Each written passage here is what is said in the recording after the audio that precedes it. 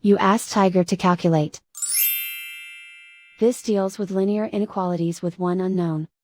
The final result is x equal or greater than 116. Let's solve it step by step.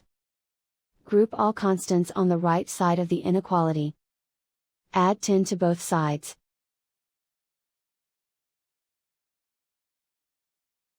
Simplify the arithmetic.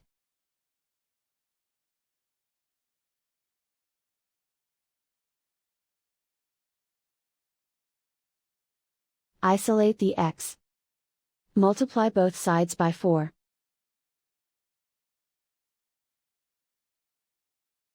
Group like terms.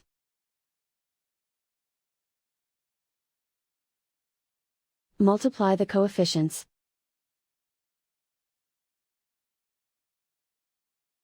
Simplify the fraction.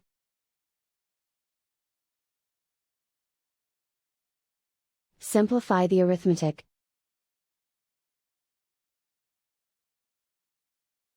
Plot the solution on a coordinate grid.